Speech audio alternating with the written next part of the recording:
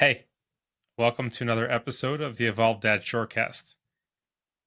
So now we're up to week 4 in the process of becoming an Evolved Dad. If you haven't listened from the beginning, I would recommend going back a few episodes before you listen to this, just to really build out a strong foundation in your journey to becoming an Evolved Dad. So last week, we were discussing the perfect day exercise, establishing yourself a daily routine, something that both sets you up for success and as well that can be challenging for you. This week, I want to discuss the next step. The next step in the journey of becoming an evolved dad is breaking down the parts of your perfect day to optimize them, to make yourself even better. Because even though you're at the point that you're up to, the idea is to continuously grow. We discussed how, as fathers, whether we like it or not, we're leading by example. The question is, what kind of example are we leading our children by? And that's up to us. What do we choose? And not only is it going to be something that's going to show our children how to lead a better life, but it's also going to create a more fulfilling life for yourself, because you're going to constantly be challenging yourself, but challenging yourself in a way that you could accomplish it, not challenging yourself in a way where you have to take it to the nth degree. We're not talking David Goggins or anything extreme. We're talking about basics of challenging yourself for growth. One of the main tools that I use for myself, for my kids, even for work things, is charts, physical paper charts.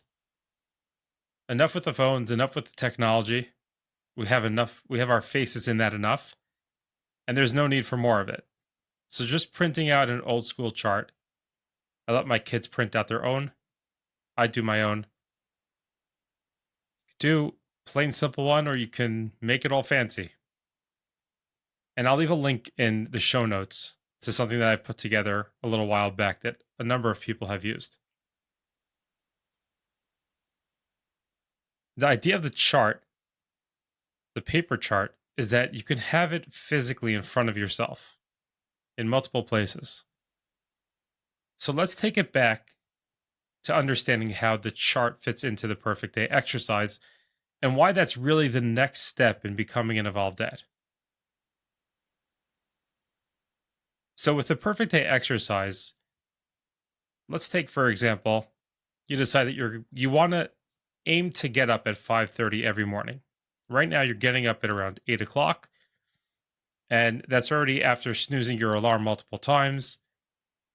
You're getting out of bed just out of the sheer need to get to work. But you really want to get up earlier. Now, to sidetrack a little bit, getting up earlier is really pointless if there's no reason to get up earlier. What do I mean by that? If you decide you're going to get up earlier just to get up earlier, say I get up at 5:30 in the morning, it's not really going to help you with anything, and over time you're going to lose that motivation because there's nothing behind it. There's nothing that you're doing. It's just wasted time. And if anything, you'll probably end up wasting more of your time that realistically probably would have been better if you were sleeping or resting at least. However, if you choose to take that time and break it down, maybe one part reading, one part exercise, maybe one part sunlight, or whatever it may be, whatever you choose that you want to do at that time, that's where there's value. So taking that concept and saying, okay, now I'm getting up at 8 o'clock, but I want to get up at 5:30.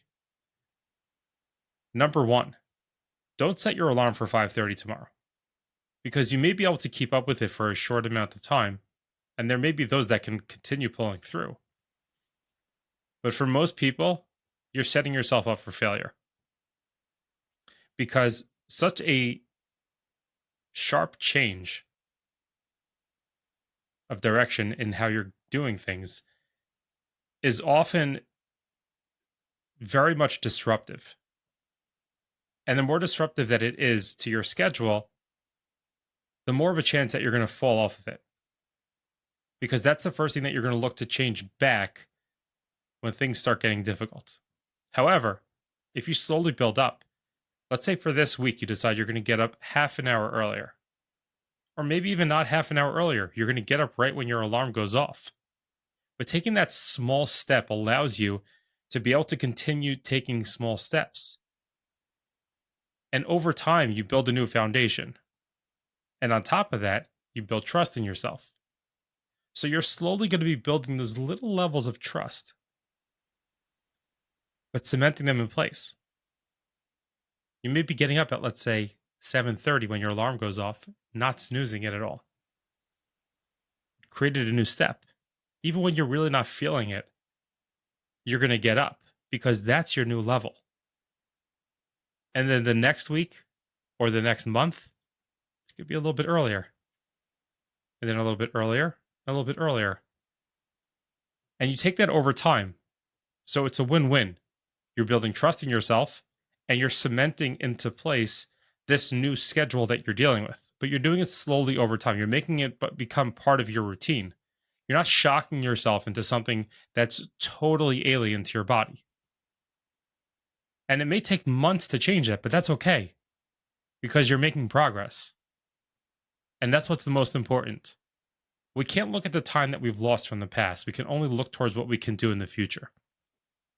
And think about what makes the most sense. What's the sanest, most efficient way to do it? Slowly, in ways that you can prove to yourself that you can do it. That's really what's important. So that's for the getting up part. Let's say for now you're just getting up when your alarm goes off. And you may not have the time to read or to exercise or to spend time in the sun. That's very possible. So what can you do? So what you could choose to do is take little pieces of the day and make it a point to exercise even for 5 minutes. Go take a walk. Maybe in a month from now, you could do 10 minutes. Or maybe you're going to get excited over it and you're going to push it to 25 minutes, but you're going to stay consistent and do it every single day. Little things like that are going to help create success. Taking those little steps and building on them. Now let's bring it back to the chart idea. So having the chart in front of you is going to be that reminder. For example, you have a chart next to your bed for doing exercise every day. You get into bed.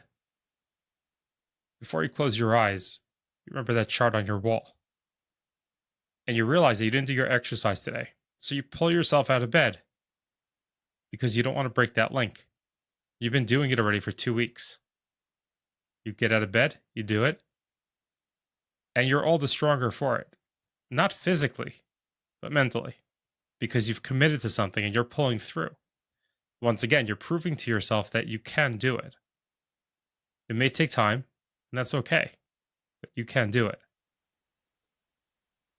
So taking these charts and placing them strategically where you're going to see them on a daily basis is crucial, because it's going to remind you that this is something that you're committing yourself to. At the same time, if you do something like a monthly chart, you're going to see how many checks you have on there, how much you've grown, how many days in a row you've done it. And don't get discouraged when you miss. Challenge yourself to miss one time less. Challenge yourself to go a week straight. Challenge yourself to go 2 weeks straight. Whatever it may be. But keep at it. So my challenge to you this week, right after you finish with this episode, sit down, hand draw a chart before you have the time to even get to a computer. Commit to doing one thing a little bit better for just 1 week. And you're going to start seeing change in your life. I know you can do this. Just got to take it one little step at a time. As always, I want to thank you for spending your time with me today. This is Jonathan, the Evolved Dad, signing off.